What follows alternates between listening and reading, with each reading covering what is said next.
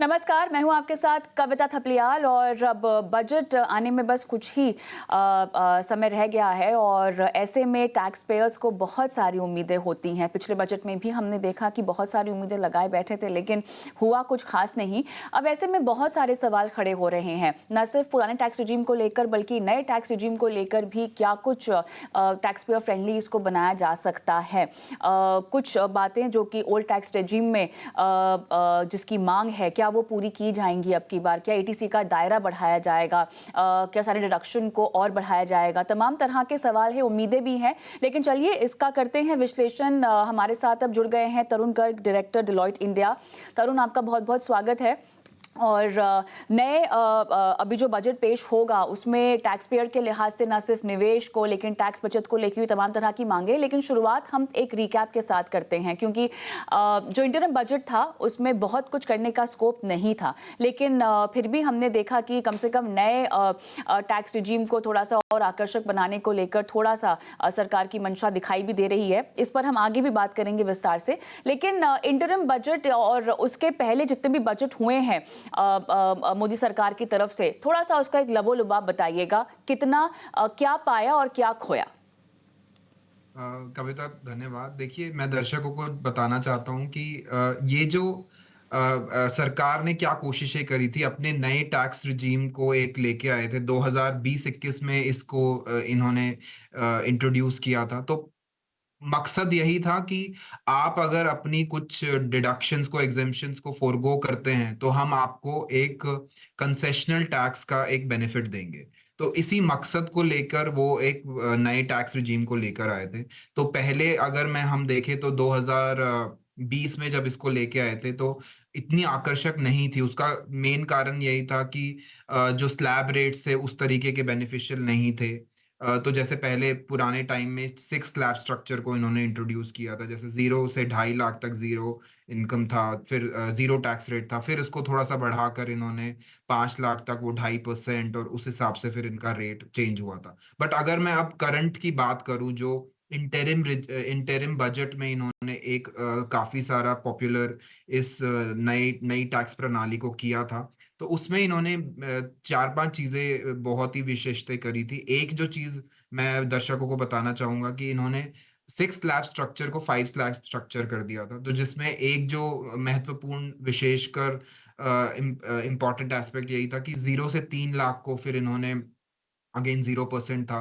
फिर देन 3 से 6 लाख तक की इनकम पे 5% का टैक्स, देन 6 से 9 लाख पर 10% का टैक्स, देन 9 से 12 लाख पर 15% का टैक्स, एंड 12 से 15 पर 20% का टैक्स, एंड 15 एंड अबव पर फिर सीधा ये स्ट्रेट 30% का टैक्स लगता था। अगर मैं पुरानी रिजीम की तरफ बात करूँ, तो पुरानी रिजीम में तो मतलब इतना बेनिफिट सिर्फ़ आपको डिडक्शन एग्ज़ेम्पशंस का ही है। तो पुरानी रिजीम में 0 से 2.5 लाख तक आपको 0% का टैक्स लगता है, एंड देन 2.5 लाख से 5 लाख तक की अगर आपकी इनकम है, तो उस पे आपको 5% का टैक्स लगेगा। एंड देन फिर 5 से सीधा अगर आपका 10 लाख तक की इनकम है, तो सीधा उस पे टैक्स रेट 5 से बढ़कर 20% हो जाता है।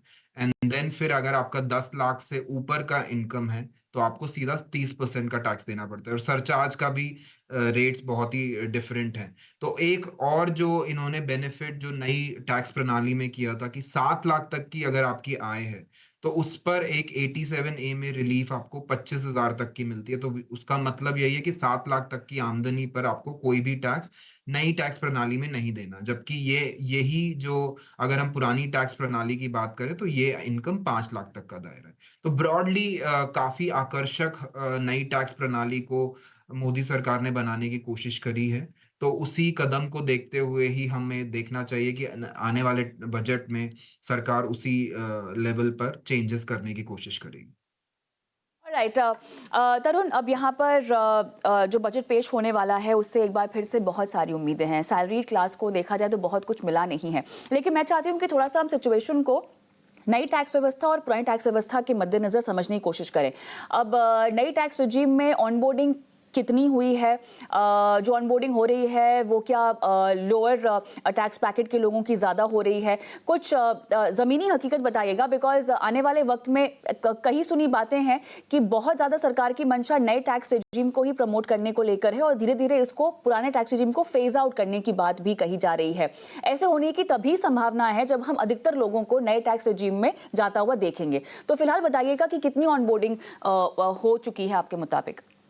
देखिए कविता, एक जो इम्पोर्टेंट आर्टिकल जो हम आ रहे थे और न्यूज़पेपर रिपोर्ट्स में भी हम पढ़ रहे हैं, और इनकम टैक्स ने भी एक अपना जो डेटाबेस पब्लिश करता है जब हर साल रिटर्न्स भरी भरी जाती हैं, तो उसमें हमने देखा है कि एटलीस्ट 60% तक का ऑनबोर्डिंग नई टैक्स रिजीम में हुआ है, विशेषकर ये जब इनको और आकर्षक बनाया गया है। हालांकि अभी जो फाइनेंशियल ईयर 23-24 की रिटर्न्स अभी भरी जाएंगी, 31 जुलाई लास्ट डेट है इंडिविजुअल्स या नौकरी पेशा लोगों के लिए। तो जो उसके बाद वो डेटा पब्लिश होएगा, बट ब्रॉडली हम जो देख रहे हैं 60% का ऑनबोर्डिंग हो चुका है। तो इससे यही लगता है कि इवन लोगों में भी ये रिजीम काफी पॉपुलर है। उसका सही मकसद यही है कि आपको कोई भी कागजी कार्रवाई या डॉक्यूमेंट्स मेंटेन करने का झंझट नहीं है, और सीधा आप अपनी कंसेशनल टैक्स रिजीम का फायदा उठाएं, और कोई भी आपको डिडक्शंस जैसे एचआरए है, हाउसिंग लोन है, एटीसी है, एटीडी है, इसकी कोई डिडक्शन नहीं मिलेगी। तो कई लोगों को वही आकर्षक लगता है, तो 60% की ऑनबोर्डिंग जरूर हुई है। और मैं आपके जो सेंटेंस को बिल्कुल उससे इत्तेफाक रखूंगा कि पुरानी रिजीम को ये शायद फेज आउट कर दें धीरे धीरे, और वो उसी तरफ कदम जाते हुए दिख रहे हैं। हालांकि इमीडिएटली होगा ऐसा तो नहीं कह सकते, बट डेफिनेटली उसी दिशा में ये कदम बढ़ा रहे हैं, और न्यू न्यू टैक्स रिजीम को ही ये ज्यादा प्रमोट करेंगे। तो फिर इस बिना पर तरुण, क्या ऐसा कह सकते हैं कि अगर कुछ ऐलान होते भी हैं टैक्स पेयर्स के लिए, तो वो हम नई टैक्स रेजिम में होता हुआ देखेंगे? क्योंकि उसमें हेडेक बहुत कम है। देखिए, लोगों के पास खर्च करने के लिए पैसे ज़्यादा आ रहे हैं। एक साइड इफेक्ट ये है कि उनको अपनी निवेश और टैक्स बचाने की जो एक डिसिप्लिन उनका मेंटेन था, शायद वो अलग से उनको उसके लिए स्ट्रैटेजी बनानी होगी, वो एक डैम्पनर हो सकता है। बट उसके बावजूद बताइए, अगर कोई टैक्स पेयर्स को लेकर ऐलान होने की संभावना है, तो क्या हम ये समझे कि नए टैक्स रेजिम को लेकर कुछ ज्यादा तरजीह दी जाएगी ऐलानों को लेकर? बिल्कुल सही आपने फरमाया कविता। जो नई टैक्स प्रणाली है उसमें देखिए, या तो ये कुछ ना कुछ, जैसे अभी स्टैंडर्ड डिडक्शन को इन्होंने इंट्रोड्यूस किया था, तो पहले ये सिर्फ पुरानी टैक्स प्रणाली में ही 50,000 की मिलती थी, अब नई टैक्स रिजीम में भी 50,000 का इन्होंने इंट्रोड्यूस किया था। तो उसी कदम की तरफ हम देखते हुए, अगर या तो फिर ये 50,000 से या तो 75,000 या फिर 1 लाख कर सकते हैं, और वो नई टैक्स रिजीम में ही होता हुआ अभी तक नजर आ रहा है। और एक जो और जो चीज हमें लग रही है, हालांकि उसको अभी देखना पड़ेगा कि गवर्नमेंट इसको इस बात को मतलब काफी इंडस्ट्री रिप्रेजेंटेशंस भी हुए हैं, इस बात को मानेगी या नहीं, बट एटीडी का जो बेनिफिट है, हो सकता है ये नई टैक्स रिजीम में दे दे, क्योंकि उसका मकसद ये है कि इट इज नॉट आपके इन्वेस्टमेंट का मकसद नहीं होता। एटीडी काफी मैंडेटरी खर्चे होते हैं, जैसे आप अपनी हेल्थ इंश्योरेंसेस जो लेते हैं, वो एक इन्वेस्टमेंट ना देखते हुए it is like a mandatory, आपका जरूरी और महत्वपूर्ण खर्चा है। तो उसके मद्देनजर ये एटीडी को भी नई टैक्स रिजीम में ही लेके आ सकते हैं। तो मेरा तो यही मानना है कि शायद ये पुरानी टैक्स रिजीम में ज्यादा ऐलान ना करे, और सरकार नई टैक्स प्रणाली को ही बढ़ावा देगी। बिल्कुल, इस तरह की चीज़ों को नए टैक्स रेजिम में जोड़ना इसीलिए भी महत्वपूर्ण हो जाता है, क्योंकि इंश्योरेंस कवरेज को अगर हम देखें, भले ही हमने 2047 तक इंश्योरेंस फॉर ऑल का एक टारगेट रखा हुआ है, कहीं ना कहीं से और बूस्ट देने की ज़रूरत है। और मेरे ख्याल से टैक्स बेनिफिट एक बहुत बड़ा कदम साबित हो सकता है अगर ये नए टैक्स रेजिम में इंट्रोड्यूस किया जाए। लेकिन थोड़ा सा हमें ओल्ड टैक्स रेजिम वालों के बारे में भी सोचना होगा तरुण, जहां पर मांगे बहुत ज़्यादा है और सालों से बदलाव नहीं है। खासतौर से अगर हम एटीसी की लिमिट की बात करें, उसमें तो मांग कर करके मेरे ख्याल से टैक्स पेयर्स भी थक गए होंगे। कविता जी, बिल्कुल आपने सही कहा। देखिए, पुरानी टैक्स प्रणाली जो है उसमें अगर मैं आपके क्वेश्चन का रिफ्रेम करूं कि एक जो एटीसी का जो बेनिफिट था, 2014 से वो लिमिट नहीं बढ़ी है। वो 1.5 लाख 1 लाख से 1.5 लाख बढ़ाई थी। उसके बाद से वो बिल्कुल भी उसमें कोई चेंज नहीं आया। इतने इन्फ्लेशन हो गए, अब तो 10 साल हो गए। तो जैसा आप कह रहे थे कि माँग बहुत है इंडिविजुअल नौकरी पेशा टैक्स पेयर्स की कि इसको थोड़ा-सा इंक्रीज़ करके 2 लाख या 2.5 लाख किया जाए, तो एक वो प्रॉस्पेक्ट हो सकता है। अभी मतलब ज चुनावों के बाद अब जैसे सरकार के पास पूरा दायरा भी है, वो इस तरफ इस कदम पर देख सकती है। तो पुराने जो टैक्स प्रणाली के जो लोग हैं, हो सकता है शायद उसमें थोड़ा बदलाव कर दें। और 1-2 और जो चेंजेज़ हैं, जैसे हम एचआरए का बेनिफिट भी देखते हैं। हाउस रेंट अलाउंस के लिए सिर्फ़ 4 मेट्रो सिटीज़ को सरकार ने अभी प्रमोट या नोटिफ़ाई किया हुआ है, जिसमें दिल्ली, मुंबई, चेन्नई या फिर कोलकाता है। तो उससे क्या है कि इन शहरों में रहने वाले लोगों को तो 50% एचआरए का छूट मिल जाती है। बट अगर इनके जो आउटस्कर्ट्स पे रहते हैं, अब जैसे मैं गुड़गाँव की बात करूँ या फिर नोएडा की बात करूँ, बैंगलोर की बात करूँ, तो यहाँ पर भी बहुत सारी पॉपुलेशन रहती है। उसका कारण भी यही है कि कंपनीज़ वहीं पे बहुत सारी हैं, बेस्ड आउट हैं। तो उसको मद्देनज़र भी इंडस्ट्री बॉडीज़ की ये रिप्रेजेंटेशन है कि आप कम से कम पुणे, इन सारे शहरों को भी 50% के दायरे में जोड़ें, जिससे थोड़ा-सा बेनिफिट आम जनता को, नौकरी पेशा लोगों को हो। तो ये ज़रूर देखने योग्य होगा कि इस बजट में शायद वो माँगे सुनी जाएँ।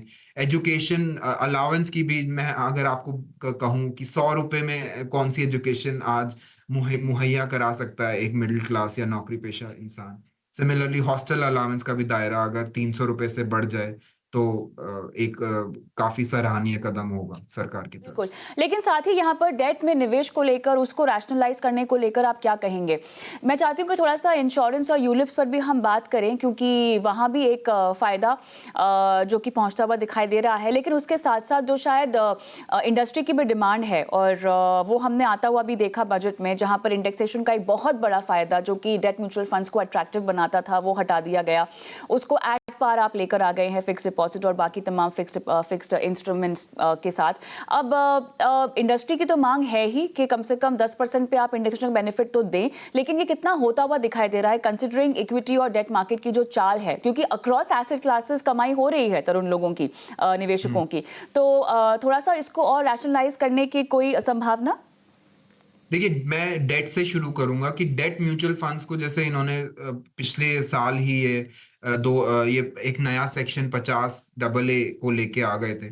तो उसके कारण फिर क्या हुआ है कि इन्होंने जैसा आपने कहा कि बिल्कुल ही फिक्स्ड डिपॉज़िट्स की तरह ही इनकी इनकम को एट पार कर दिया, जिसका मतलब ये है कि ये इनमें अगर किसी ने निवेश किया है, तो आपको स्ट्रेट एक कैपिटल गेन देना पड़ेगा, शॉर्ट टर्म कैपिटल गेन उसको माना जाएगा और आपकी स्लैब रेट्स पे ही इसका टैक्स होगा।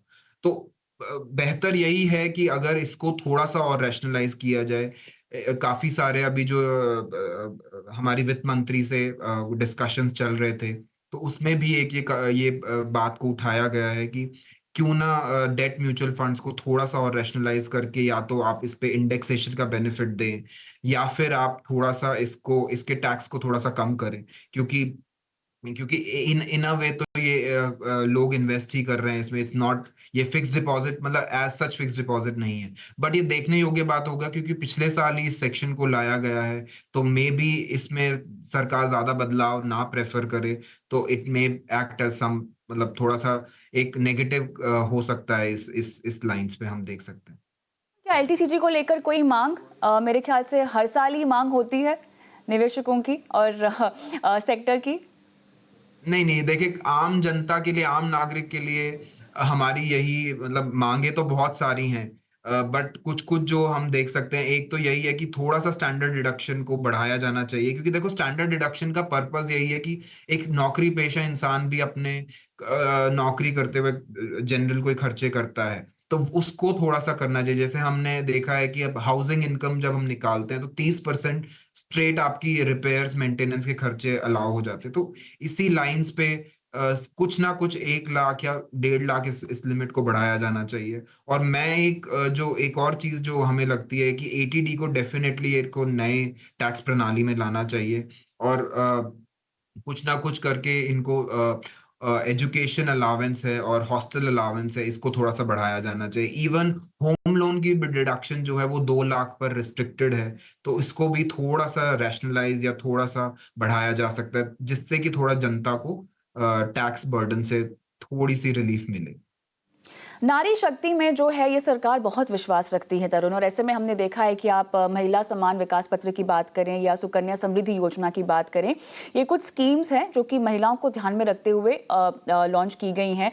बच्चों की पढ़ाई लिखाई की बात हो या महिला उद्यमियों के कारोबार की बात हो, क्या इसको थोड़ा सा और तवज्जो दिया जा सकता है? क्या संभावना है, गुंजाइश है या इसी स्कीम्स का दायरा और बढ़ा लिया जाए? क्योंकि सुकन्या समृद्धि योजना की अगर मैं बात करूं तो इसका फायदा आपको केवल पुरानी टैक्स रिजीम में ही मिलता है, नई टैक्स रिजीम में ऐसा कुछ है नहीं। तो बिल्कुल। जो जो एक ओवरऑल आपका कदम था विमेन इन्वेस्टर्स को बढ़ावा देने का या बेटियों के लिए निवेश करने का, वो कहीं ना कहीं अगर 60% ऑनबोर्डिंग हो चुकी है न्यू टैक्स रिजीम में, तो आने वाले वक्त में ये एक बहुत बड़ा बेनिफिट जो आप खो देंगे। क्या कहेंगे आप?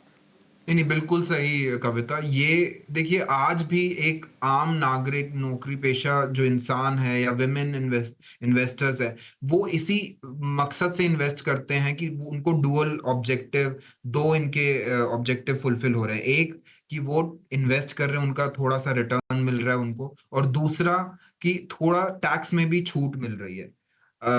हालाँकि 60% लोगों का ऑनबोर्डिंग नई टैक्स प्रणाली में हो चुका है, बट पुरानी टैक्स प्रणाली को भी इनको जारी रखना चाहिए, जो काफ़ी देशों में भी है। अब मैं आपको अगर इंग्लैंड की बात करूँ, कुछ-कुछ अदर कंट्रीज़ में भी देखें तो 2 टैक्स प्रणालियाँ चलती हैं, तो इनको फ़ेज़ आउट करने की एज़ सच ज़रूरत मेरी नज़र में तो नहीं करनी चाहिए।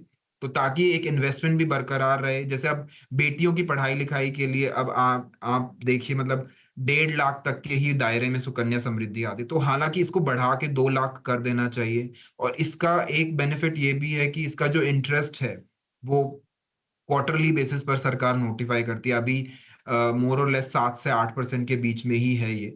तो उसी लाइन्स पर एक एक प्रमोशन ज़रूर करना चाहिए इन सारी रिजीम को, किसान विकास पत्र या महिला जो इनका सम्मान सुकन्या समृद्धि जो स्कीम है, तो जिससे कि एक थोड़ा-सा मिडल क्लास के लिए भी एक अट्रैक्टिव स्कीम से बनी रहेंगी। तो चलिए, मेरे ख्याल से चर्चा को यहाँ पे समाप्त करना होगा, लेकिन देखिए बाजार तो लगातार नया हाई छू रहा है।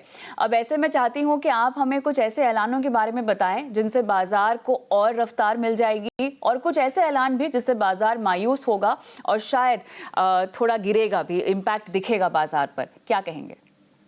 देखिए, ये 1-2 चीज़ें जो हम देख सकते हैं कि एनपीएस में ये थोड़ा-सा छूट दे सकते हैं। जैसे अभी भी एनपीएस का जो दायरा है, हमने देखा है कि अगर आप एक सरकारी कर्मचारी हैं, तो आपका जो सरकार है, वो 14% तक आपका इन्वेस्टमेंट इन इन सब स्कीम्स में कर सकती है और अगर हम देखें तो एनपीएस का भी पैसा भी इन्हीं स्कीम्स में ही इन्वेस्ट होता है।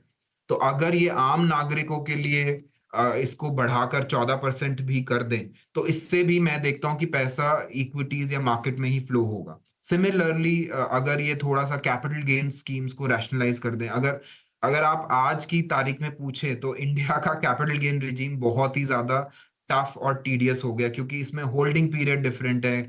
कइयों में अगर एसेट है तो अगर आप 1 साल तक होल्ड करते हैं तब 1 साल या उससे ज़्यादा तब लॉन्ग टर्म बनता है, कभी 2 साल से ज़्यादा करते हैं तब लॉन्ग टर्म बनता है। कुछ-कुछ एसेट्स क्लास में 3 साल से ज़्यादा होल्ड करते हैं तब लॉन्ग टर्म बनता है। तो डेफ़िनेटली इन सारी स्कीम्स को अगर ये रैशनलाइज़ करें, तो एक आम नागरिक के लिए भी थोड़ा आसान होगा और मार्केट भी नई ऊँचाइयाँ छू सकता है। बट सारा का सारा हम कहें कि all is not kind of green grass जैसे हम अंग्रेज़ी में बोलते हैं, तो वो सारी चीज़ें तो नहीं होंगी ऐलान में। कुछ ना कुछ ये ऐसा भी हो सकता है जो मार्केट के विरुद्ध जाए।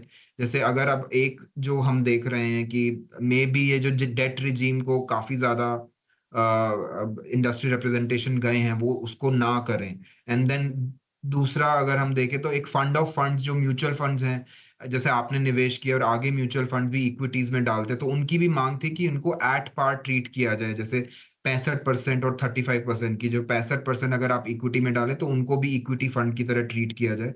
तो मेरे को लगता है कि वो भी एक शायद इस क्योंकि बजट में सरकार के गठन के बाद जो नया ये बजट है, उसमें ज़्यादा टाइम नहीं मिला है सरकार को, तो वो माँग भी शायद अगली बार के लिए डेफ़र हो सकती है। तो जिससे कि थोड़ा-सा मार्केट में इन इन सब सेंटिमेंट्स पे थोड़ा-सा फ़र्क पड़ सकता है।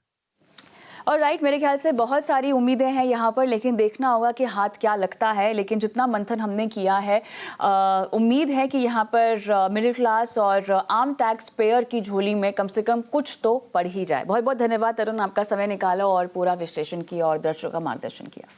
Thank you.